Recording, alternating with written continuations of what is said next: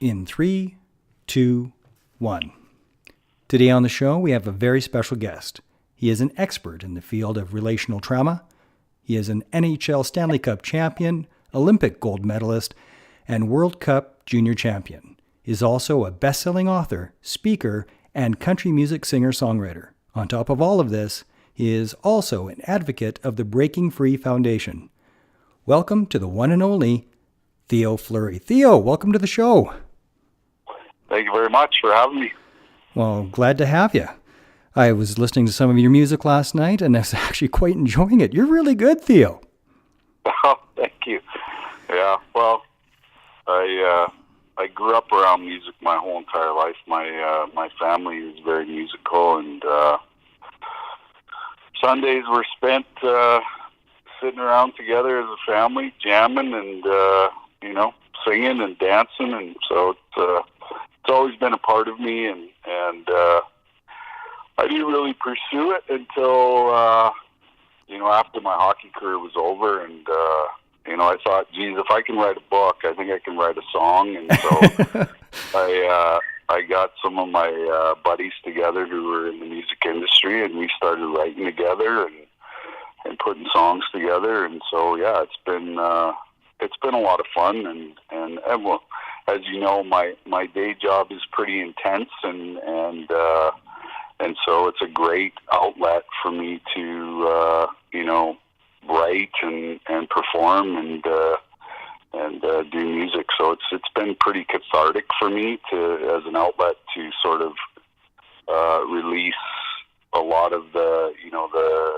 heavy stories that I hear on a daily basis. Well, you just took my next question from me. I was going to ask you if you found it cathartic. Yeah, it's incredibly cathartic, and I'm a left-handed person, and if you know anything about left-handed people, we're pretty creative, and and so it's just another one of those creative outlets that that I use to keep me sane and keep me sort of on the straight and narrow. Well, you're damn good at it. I hope you keep it up. Oh yeah, we're in the process right now of writing our second album, so look forward to to that coming out as well. Well, you're a lot better than Steven Seagal, I'll tell you that. Well, I appreciate that. Is there a tour in the future, Theo? I don't know. I think we do it more as for fun, and I have a really great band, and all of us have great relationships. We enjoy playing music together, and Are you actually doing shows?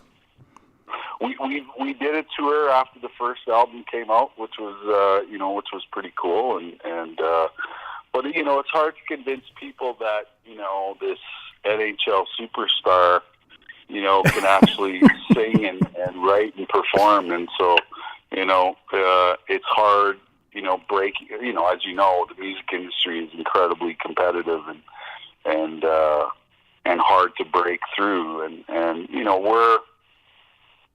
we're not your traditional sort of country bro stuff that's out there right now. We're sort of a rockabilly kind of band, and I don't know if there's a lot of people out there who really appreciate the old style of country music, which is the stuff that I grew up with, and but it does have a little bit of a spin on it, but it takes a while to create a following, and it takes it's no different than the hockey world. Somebody has to like you, and somebody has to give you a break, and we haven't found that person yet in the music industry. You're like a box of chocolates, Theo. You just never know what you're going to get. Exactly. Yeah, it's a very tough and competitive business. Weren't you on TV doing a figure skating celebrity thing a few years back? Yeah, that was an amazing experience. Battle of the Blades. I actually ran into Jamie Soleil in Toronto at a charity function, and she had just finished season 1 of Battle of the Blades, and she approached me and said, would you be willing to do the show? And I said, yeah, sure, as long as you're my partner, I said. Fair enough. And that's how, that sort of all came about, and it was an amazing experience. How challenging was that for you? I mean, you're pretty damn good on your feet anyway, but how was it? How challenging was it for you making the conversion to figure skating and ice dance? Yeah, it was incredibly challenging, and I'd say that the skates were probably the biggest adjustment. Because hockey skates are built in a certain way where you're, leaning forward, and figure skates are flat. And so if you got into the old hockey mode, well, they have these little things on the front of the blades of figure skates called picks. And so, it was challenging to sort of change my skating style from, one of being sort of leaning forward to a more upright skating position. But I can tell you that by the end of the experience, I was a way more efficient skater, and I used all four edges of my blade, which I didn't realize that playing in the NHL, because it just was sort of a natural thing. I didn't really think of the science of skating and using all four edges to be more efficient and a better skater. Is it part of NHL training now? Does do any teams put in figure skating to try to expand their skills and get them better on their feet? Yeah, I think there's a lot more science, around skating. I think each team probably employs a power skating skill coach, for the guys that, maybe have a little bit more difficult time, with their skating. And so, yeah, I think, but, the whole entire athletic world has evolved, very, very quickly. And I think when we were playing, we had maybe 3 coaches, and now there's like 8, 9, or 10 coaches, that are on a staff on an NHL, team. And so, we were seeing the evolution of, science and video and just so many things, and, how much better the players train in the summertime, and how they eat and, nourish their bodies and all that stuff. So it's, it's just the evolution of science, I guess, is what we're seeing, at every athletic sports level. Speaking of coaching, and forgive me, because I actually don't know the answer to this before I ask it. Once you got out of the game, have you been doing any junior coaching, or do you have an interest in, if you were invited, NHL coaching, or are you just going to leave that behind? Well, I am a coach, but it's a different kind of coach. I'm a life coach. And, I think, because trauma, mental health, and addiction is probably the biggest epidemic we've ever seen on the planet. I just feel that, with my knowledge and with my experience, that I can have a bigger impact, on the world doing what I'm doing now, as opposed to, sort of giving myself, to the sport of hockey, which, I think what I do really is what my true purpose, and the reason why I was put on this earth, was not to be a hockey player, but actually to, do the work that I'm doing today. And it's important work, and it is so needed in the world, as we speak right now. And the whole entire goal, I guess, is to try to speed up the healing process for people, to sort of put them in a system where, in a very short amount of time, the system puts out a healthy, happy, productive person, no matter what the trauma experience, has been. And we're a long ways away from that process. But, the more that I travel, and the more that I meet people and listen to their experiences with trauma, it's becoming more and more clear as to, the path that we need to take in order to, help people get their lives back together. You're just the perfect guest to have on this show. I doubt you're familiar with it, but this show, a large part of it is about overcoming adversity. It's about dealing with struggle. And many of the episodes have been, because I'm a combat veteran, so there's been a tilt towards PTSD. And what was really striking in reading your book and listening to numerous of your interviews prior to you being on my show is the similarities between what you went through as a result of surviving sexual trauma. And it's very, very similar. A lot of the after effects, the anger, the rage, that is all very, very familiar within the veteran community.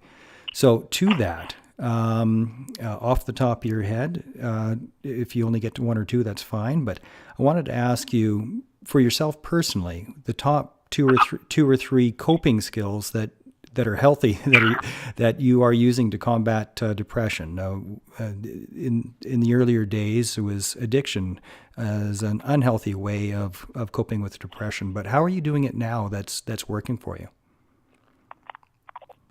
Well, I think probably the biggest thing with depression is you got to move. So many people are paralyzed by depression that they don't get out of bed, or they don't engage in relationship. They just pull away from that. So the two biggest things is exercise and finding a daily routine that helps you move physically. The body needs to move, and when it doesn't move, you sink further and further into depression. And so moving physically is a great tool for depression. And the second thing I would say is a word we always use, and the word is vulnerability. Okay, tell me about that. And, well, in 2009, I told my story for the very first time, and I told it in a very vulnerable, honest, open way. And what happened was, I got run over by people who also carried the same story as mine. And, were seeking me out either at book signings or speaking engagements or, just walking down the street. I was being approached by people who said, I read your story, I read your book, or I saw an interview, or watched your documentary, or saw you at a speaking engagement. And, it really inspired me to tell my own story. And so the reason why I use the word vulnerability is because vulnerability creates safety.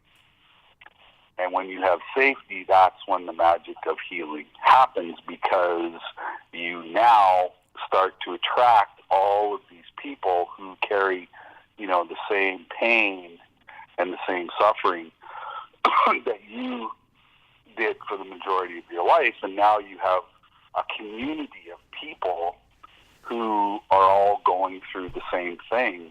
And really, the most effective thing that I found in healing is creating communities, creating safe communities where you get people into a room who all have the same or similar experience, and you get people talking. And what happens is once you get people talking, then organically they start to develop relationships within the group, which then allows them to, continue the process of healing where they're helping each other through, relationship. Because of the work that you've done and because of your book, Playing with Fire, there have been hundreds of thousands of people that have had the courage to say out loud, "Me too." And I've heard you speak several times about the very first Me Too that you heard and the impact that it had on you. I wanted to ask you, are there any other Me Too stories that people came up to you and where you saw them take it a step further and start also being vocal to say, hey, let's shed some more light on this. Here's my story. Have you inspired other people to also be more vocal? Yeah, there's no question that, it's sort of a silent movement that is happening, right?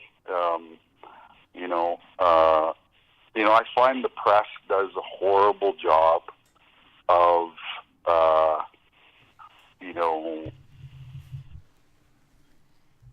getting these stories out to the public. I think that, a lot of times they focus on, the actual gory details. They want to know the gory details. They want people crying. They want people upset, all that stuff. And the real story is, that we need to portray is that, this is not an uncommon story. This is a very common story. And, most people, before they come to grips and start to talk about it, we think we're in the minority, but really we're in the majority. And what the press doesn't seem to portray is that this is a huge epidemic, right? Is that sex is being used as an act of war, and for many, many years, raping and pillaging and all these things have been a part of war. And we need to acknowledge the fact that this is being used as a tool to control people, right? And what we need to do is we really need to get people into healing. And so, so it's important that we have these kind of conversations like you and I are having today, where, we're reaching out to people who are listening to this program and giving them permission to seek out safe environments where they can, reveal this stuff. And so they don't have to carry it around with them, like most of us do. Like, for example, it took me 27 years to find my voice. And so... And Theo, most people never do. Most people never, ever say it out loud.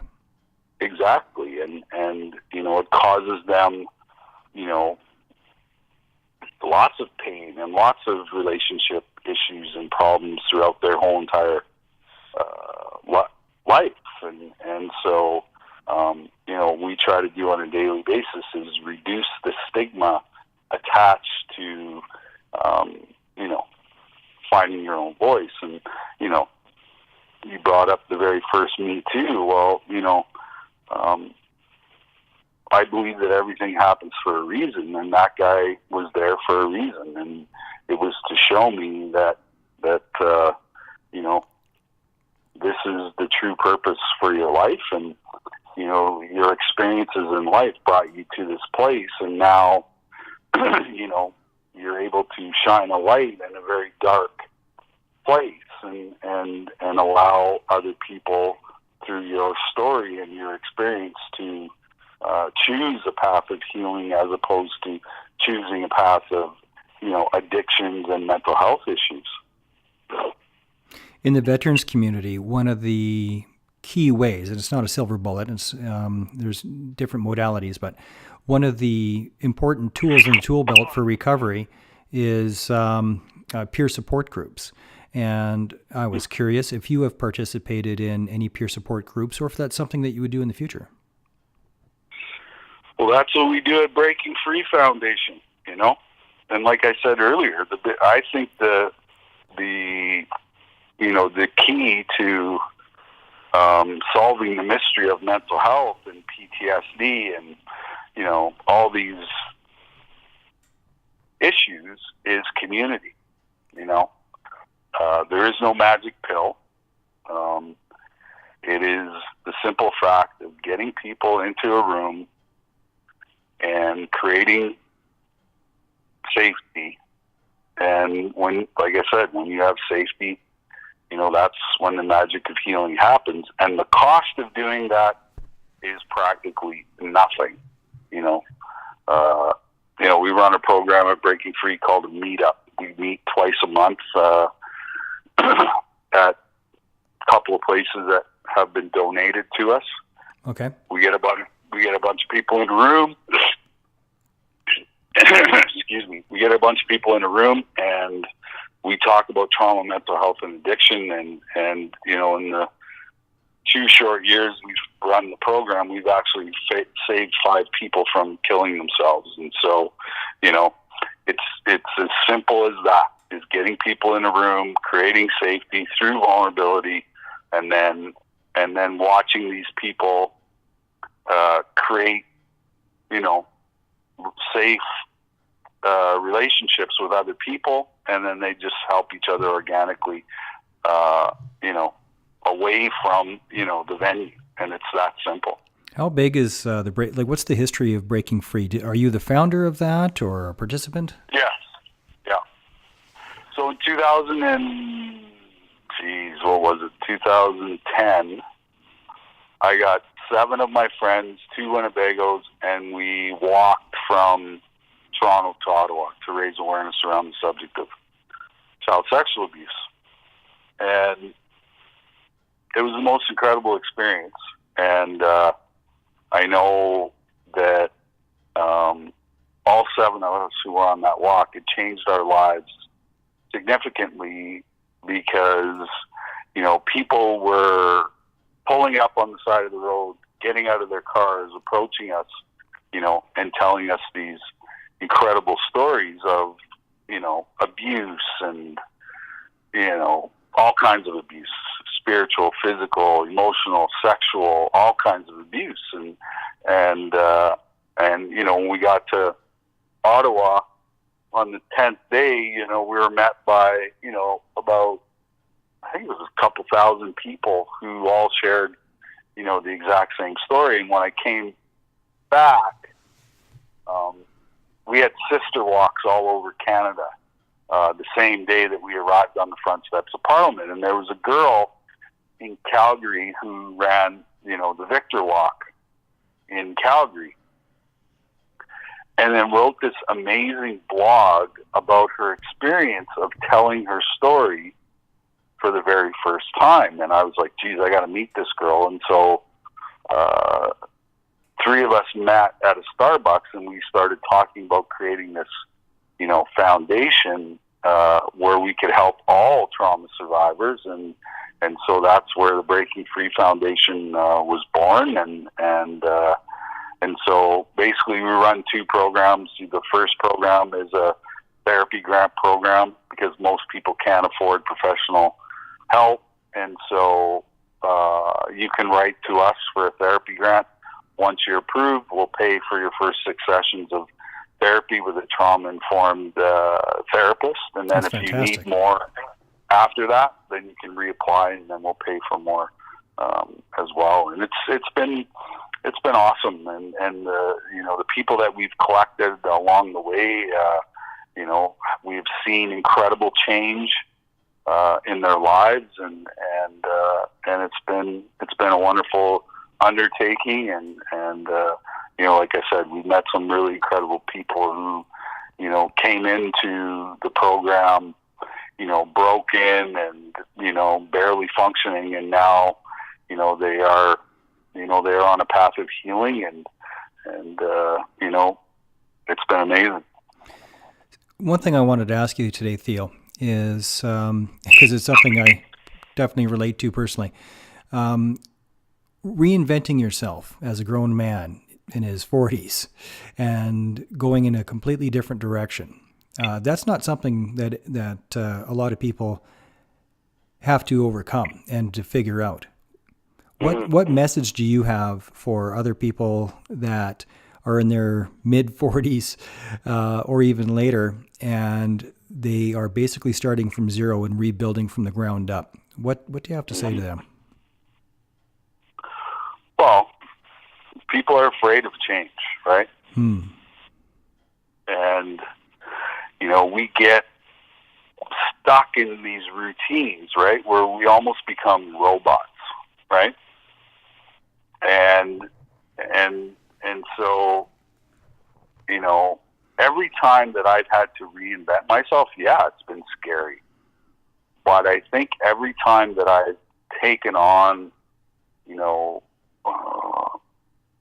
fact that I need to continually reinvent myself, it's been the most incredible, thing in my life, and what's really kind of interesting is right now, for the last 2 years, I've been going through all of these physical changes because of, the sport that I played, all those hits. And, I've actually experienced more physical trauma than emotional trauma in my life. And so, I've been on this journey for the last 2 years trying to figure out, how do I get myself physically well? And so that experience has been, crazy and wild because I've seen all kinds of therapists and acupuncturists and energy healers and, all this stuff. And so, it's been really cool to sort of, try to figure out how am I going to live for the next 20 or 30 years without any physical pain or any remnants of my, sort of past life. And so, Theo, of all the healing modalities that you've tried acupuncture and spiritual stuff and all kinds of interesting things. Out of the, do you have a top 2 or 3 healing modalities that have worked best for you? Geez. I think everything works as long as you believe it will work, Okay. And, but because, Big Pharma has sort of programmed us that, we can just go to a doctor and get a pill, that's going to, alleviate whatever it is we're suffering through, right? Yeah, that's the business model. But we don't fully understand what the side effects of taking this miracle pill are going to be 2 years down the road or 3 years down the road, 4 years down the road or whatever, right? And so, I take a very holistic approach to, my own personal healing journey, whether that's emotional or physical healing. And so, to really, and what's really interesting is that no two people on the planet have the exact same chemistry. Right. Right? So, which means I don't know if there's a top 2 or 3 or 4 or 5. For you personally, though, I mean, you're right. Everybody's different. Some things work for some people, not for others. But for so I always say, try anything. Yeah. Right. Try anything and everything. Because it's body, mind, and spirit that have to live in unison. Absolutely. Right. And so, for my mind, I need to talk to people. I need to share with people. I need to be open, honest, vulnerable, compassionate, have empathy, right? Because that'll help the mind. The body is physical and trying all these holistic things, and then the soul is spirituality and what do I need spiritually, to heal as well. And so, for a long time I neglected the physical part because I was so focused on spirituality and the mind stuff. I forgot about the physical part, and now the physical part of me is screaming at me that, hey, you've left me out here. You've left this part out. And so, I really had to focus on, the body stuff. I'm going to take this as an opportunity for a shout out for my favorite chiropractor in town. He does, Dr. Brad Harper in Okotoks. He does something called NET, Neural Empathy Therapy. Oh, you're familiar with it? Oh yeah, absolutely. Did you find any benefit to it? Yeah, absolutely. I find benefit to everything that I believe that it's going to work. Right? I'm not skeptical. I absolutely have tried everything, you Right. know, and taken bits and pieces of different things to help, heal me physically, right? Well, that is our time, Theo. So just to wrap up, if you are looking for our listeners, if you are looking for a spectacular speaker who's inspirational, engaging, and just enjoyable, consider getting a hold of Theo Fleury, number 14, for your next speaking event. Theo, thank you so much for being on the show today, brother. It's been a real treat, and I got to tell you, what you are doing is so important, and I think you have the loudest voice out there. You're not only my favorite hockey player, but you're one of my favorite people because of the book and the speaking tour. What you do changes lives, and it makes a big, big difference, and you have single-handedly helped reduce stigma. And with that stigma reduced, more and more people are feeling more and more comfortable stepping forward, speaking out, and looking for help. And that's because of you, brother. Oh, I appreciate that. It's been a pleasure to talk to you as well today. Well, so I appreciate it. Hope we can do it again, maybe next time in studio. I got a nice studio here just waiting for you. Awesome. All right, Theo. Thanks for being on the show today. My pleasure. Thank you.